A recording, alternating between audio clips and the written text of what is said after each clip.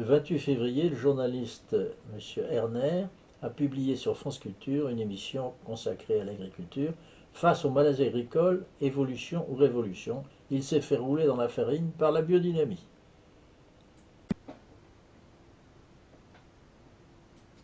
Alors, Terre de Liens, c'est un mouvement citoyen qui récolte donc de l'argent citoyenne.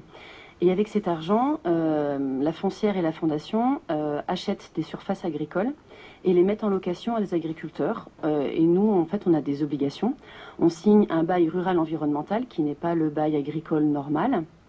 Et dans ce bail rural environnemental, il y a un état des lieux, en fait, de toute la biodiversité qui est présente sur les terres. On a l'obligation d'être au minimum en bio. On peut faire mieux, on peut faire Déméter ou Nature et Progrès. Déméter et Nature et Progrès, il faut définir. D'accord.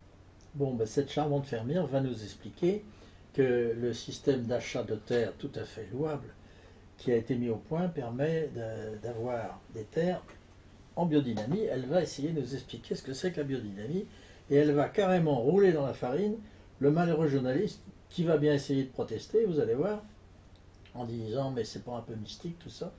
Il faut écouter, ça vaut la peine. Dans les labels de l'agriculture, on va dire écologique, la base c'est le bio, que je pense que tout le monde connaît, oui. Voilà. Et ensuite, il y a des labels qui sont plus poussés, plus pointus. Et qui Déméter, c'est très très poussé. Oui, et Nature et Progrès, et tout autant. Déméter, c'est du bio. Elle fait une confusion, peut-être, je ne sais pas, dans quel but ou par quelle ignorance, mais elle confond Nature et Progrès, qui est en culture biologique, et le Déméter, qui est le label reconnu pour la biodynamie, comme si c'était la même chose. Ben, je ne comprends pas très bien.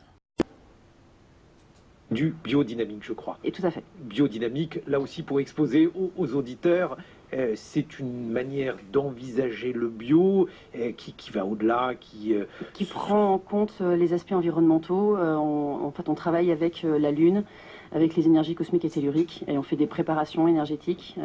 On essaye d'être dans le vivant le plus pointu possible. Donc vous voyez, Marc Dufumier, tout à l'heure on parlait du bio, je vous disais c'est presque une religion, ceux qui sont en biodynamie pour faire du vin ou ce genre de... Vite expédié, on souligne, la dame elle souligne que c'est favorable à l'environnement, que ça suit l'environnement, la Lune, les planètes, les effets telluriques, bon on passe vite fait, tout ça n'est pas intéressant pour elle, elle passe rapidement. Tout à l'heure on parlait du bio, je disais c'est presque une religion, ceux qui sont en biodynamie pour faire du vin ou ce genre de choses, là on touche à une vision qui est une vision souvent un peu mystique de la nature.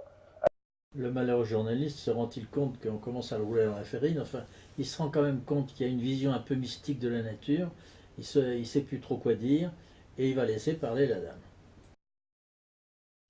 Et cette fois, c'est l'autre intervenant, M.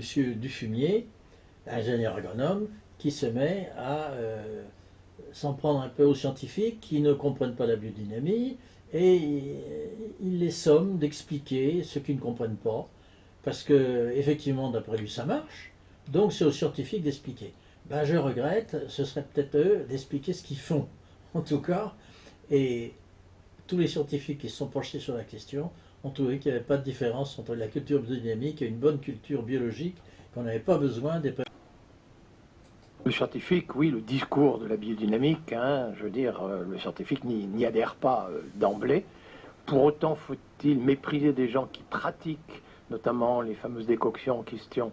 À partir du moment où on voit que les gens ont cette pratique depuis un certain temps et que ça marche, je pense que les scientifiques se doivent d'expliquer les pratiques, même si le discours de la biodynamique leur est incompréhensible. Ah non, je n'ai pas du tout dit qu'il fallait le mépriser, d'autant qu'il...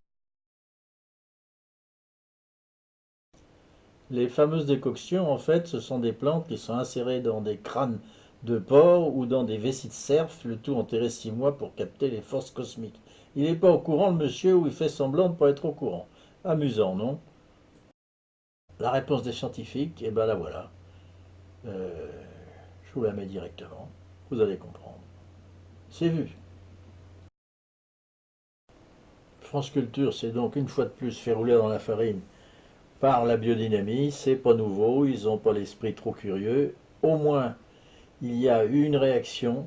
C'est un communiqué du CLPS, le Centre laïque pour la prévention des sectes, qui a protesté contre ces dérives et ce manque d'information du journaliste.